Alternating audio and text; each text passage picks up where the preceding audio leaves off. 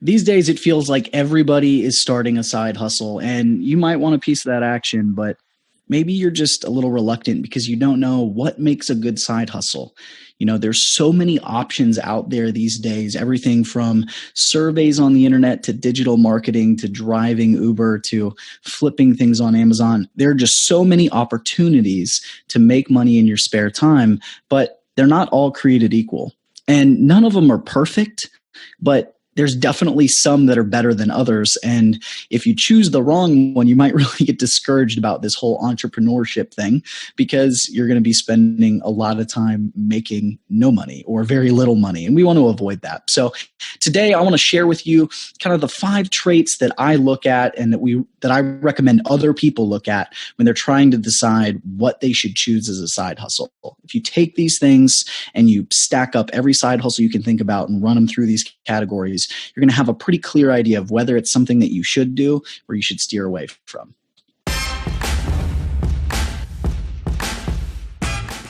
Howdy, and welcome to the Laptop Empires Show. I'm your host, Mike Yanda, co-founder of Laptop Empires. I'm really excited today to talk to you about, what makes a great side hustle, and specifically 5 important traits that all of the best side hustles share. So we're going to dive in this today, and I'm going to go ahead and I'm just going to give them to you up front. That way but then we'll go through them one at a time and really dig in. So in my view, there's 5 things that you need to look at when you're evaluating a side hustle. The first one is it high paying, right? Then the next thing we want to look at is a low time investment. Can it be bootstrapped? As in, is it something that I can start with a low investment cost? Like I don't have to take on a lot of debt to get it started up. The next thing I want to know is it something that's scalable or repeatable? Can I deliver the same thing over and over and earn more money in less time doing it? And then the last consideration is it enjoyable? And I really want you to stick around to the end to listen to this part about whether it's enjoyable, because I have some interesting thoughts on this. And although I definitely believe that you should pursue your passion and try and make money from your passion if you can, it's also, you might find interesting, I didn't start making money online pursuing my passion. I did something else that was a really great side hustle first, and then started doing more of the things that I was really passionate about and really wanted to do online once I'd established myself, started making good money that I could support my family with. So let's go ahead and dive into the 5 characteristics that all of the best side hustles share.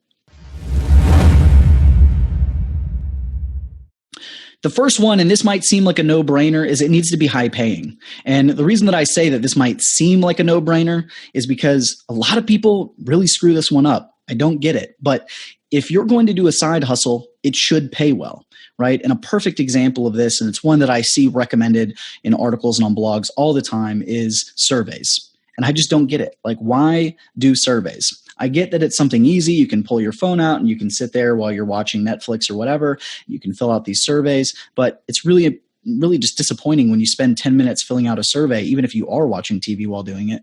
And then you see, oh, that earned me a nickel, right? Like the earning potential of doing that is just not there, right? It's very low. I prefer to look at side hustles that have a high earning potential, something where you're going to be able to make really good, like difference making money out of it. A perfect example of this is Facebook ad management, especially for local businesses. It's what I teach in my Facebook side hustle course, and it's one of my highest recommended side hustles because it is high paying. You're talking about something that you can earn $1,000 to $2,000 per client, and really even more than that, if you really start to get in some of the more advanced stuff. But the average for just a simple local business, like a gym or a chiropractor, a restaurant, a realtor, or something like that, those clients are paying you $1,500 per month, right? Recurring revenue just to perform this simple task that'll only take you a couple hours per week. That's what I'm talking about. That's a high paying side hustle. And there's a lot of other things out there that you can do. I'm just going to give a couple examples that we can use as just kind of like a comparison, right? So let's use this digital marketing method that I talked about, like the Facebook ad management. Okay. That will be one thing. Another really common one, the co-founder of Laptop Empires is a blogger. So let's talk a little bit about blogging. And then, another one I think is really common, especially in that blogging world, is freelance writing, where you're getting paid to write articles for people. If you compare those, the Facebook, the digital marketing, you're going to get paid well, as I just described. It's a high paying, very in demand gig. If you look at blogging, the earning potential is very high, but it's going to take you a long time to get there. It's going to take years to be able to make really good money with a blog. You have to build your audience. You have to put out content consistently, and then eventually build up your affiliate income, your ad income, maybe sell courses, whatever it may be. So high earning potential, but not really right out of the gate. Freelance writing, you're not going to get paid as high. You're going to be paid per article, and the amount that you're paid per article is not going to be, as comparable to what I mentioned with the digital marketing. But there's plenty of opportunities as a writer for that. And even something where you're getting paid maybe $100, $200, up to $500 per article, that's still pretty good money. And I would say that that's a high paying option. Okay. So you really want to look at whatever side hustle that you're considering. You want to pass it through this lens of is it going to pay well? Is it high earning? And then compare that against our next thing, the time investment. So this is the next most important thing, right? The time investment. It's called a side hustle. It's something that you do on the side. You do it during your spare time, maybe after work, during your lunch hour, at night after everyone goes to bed. Like, it's just something that you're doing in the spare hours that you have in your day. So maybe you're going to give up watching TV or Netflix 2 hours a night, and you're going to put that into your side hustle, and that's how you're going to build it up. You want something that is a low time investment. Okay. And so everything's a little bit different, but all of these side hustles that I mentioned as examples can be low time investments. They're things that you can do in a couple hours per week. That digital marketing thing, a single client that's going to be paying you $1,000 to $2,000 per month, it might only take you a couple hours per week, 2 to 3 at the max for that client. And it's great in the sense that as you're building up your client base, more clients doesn't mean that you're multiplying that hour investment, because if they're all similar, right, a lot of it's just maintenance. So the workload does not increase proportionately to the number of clients that you have. All right. Then you get to, if you look at that freelance writing, that's something that you can write as many articles as you want, right? It's something that you can do in your spare time. And it's going to be something too that the better you are at doing it, the quicker you are at writing, a quality piece of work, you might be able to do twice as much in a 2-hour period each week than somebody else can. And so your earning potential there really comes down to how quickly and efficiently you can work, right? And with the blog, you can put as much time into it as you want. You can do like my business partner who produces 3 articles per week, or you can just do 1 per week, right? And this is the same with all entrepreneurs or all content producers, whether you're a vlogger, a podcaster, a blogger, whatever it is that you do, like, you get to choose the frequency and how much time you put into that. So that time investment is so important, especially for something that you are doing on the side. Now, the third thing is whether it can be bootstrapped. And what I'm really talking about here is what's the investment, right? And so if you think about starting a business, like a brick and mortar business, you have to go and you have to get property, and you're going to have to take out a business loan. And there's this high investment just to get started. All right. And that's one of the things that I love about online businesses is that usually the startup costs are really low. You take a blog, right? You need to spend a few dollars on hosting. You can get free themes. You can get free email marketing software. Most of the stuff that you need, you can get for free or for very low monthly cost. All right. So I love a side hustle that has a low investment. Now, to flip this and look at it from another angle, let's talk about something like Uber, right? Uber driving or doing Lyft or whatever it may be is a really popular side hustle. And I probably should have mentioned it in the last section because of the time investment that's involved. You're in your car driving people around. But when you're talking about bootstrapping your business, you already have a car, so you're probably not having to make that investment. But think about all the extra miles you're putting on the car, your gas expenses, maintenance, oil changes, tire rotations, all of those things. You're definitely putting a lot more miles on your car. And so there is an investment there. There's some investment costs. So definitely look when you're trying to create a side hustle, especially if you don't know if you're going to like the side hustle, try to find something that has a lower investment cost. Doing something like freelance writing or digital marketing that isn't going to have an investment cost, like running Facebook ads, you just need a Facebook account. That's it. To get paid, you need a PayPal account. That's really all you need.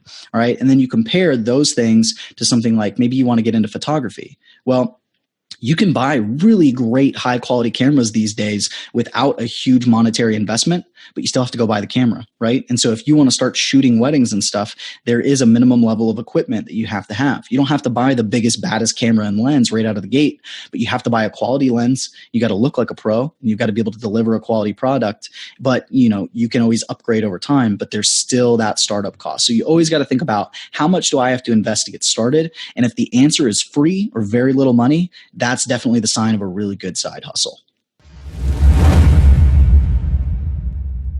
The fourth thing to think about is it scalable or repeatable? And this one is so important to me, because if you want to earn more and you want to grow your side hustle into a full-time business, you get into this world of entrepreneurship because you want to have more freedom in your life. You want to be able to not be working 60 hours per week at the office. And even though working for yourself is better than working for somebody else, you just still don't want to put in all of those hours if you don't have to. But one of the things I found with my digital marketing agency as I was growing it, early on, I was working with anybody and everybody that was willing to pay me. But I started to realize there were certain things that I was really good at. And if I niched down and I focused on those things, and I started producing the same funnels, the same types of ad campaigns, and providing the same service over and over for the same types of people, I was able to build systems. I was able to teach other people how to do it, and I was able to produce it more quickly and more efficiently. And so what it allowed me to do is spend less time doing the work, which allowed me to take on more clients, which allowed me to make more money and to really blow this thing out and scale it.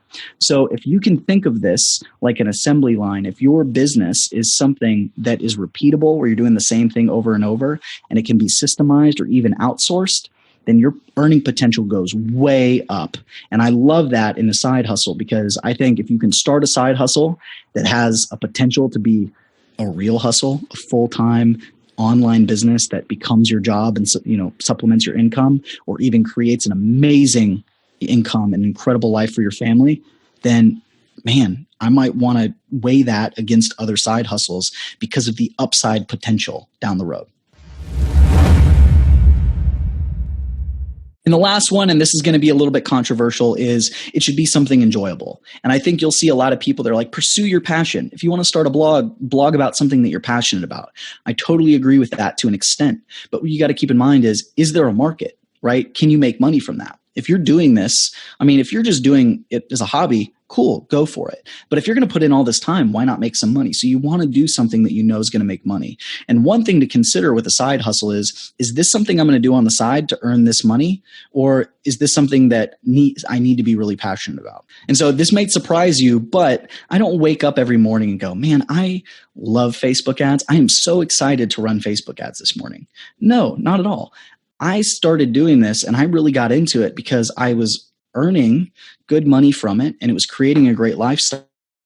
And so it was giving me the opportunity to do things I love. It was giving me the opportunity to travel around the world and go to really incredible places and on great trips with my wife and just explore, enjoy good food and good wine. We've gone to Italy and France and these sorts of things, right? I like that. Right? I really like that my side hustle provides that. But there's so many other things, right? Like if your business is allowing you, like it did me, to be a stay-at-home parent, to spend more time with your kids, more time with your family, to pay off debt, to leave a job that you hate, to support your family, to allow your spouse to stay home if you don't want to be the stay-at-home parent. If it's allowing you to do those sorts of things that you might not otherwise be able to do, you might be willing to consider work that you don't enjoy as much as other things. It's not that I dislike or hate running Facebook ads. I don't. It's not bad. It's great. I don't get super excited every morning to jump out of my bed and go do that like I would other things in my life. But it's the opportunities and the things that this business has created for me. Right? A really good example, doing this YouTube channel now, I love education. I love teaching people. I love talking about online business. I get really nerdy about the systems and the processes and the strategy and all the behind the scenes stuff come with managing a team, outsourcing, all of that. Love that stuff. Love teaching people about that stuff. Love helping people develop business plans to grow their business. Really enjoy that. But my agency, I was able to create the baseline. It was what allowed me to leave my job as an attorney and to create this incredible life for my family and spend more time with my kids. And now that I've gotten to that place and I've outsourced so much of the work, now I can focus on the courses I create. And helping new entrepreneurs get their start and build a business and a lifestyle that they love, right? I'm now getting to focus on the things that I love to do.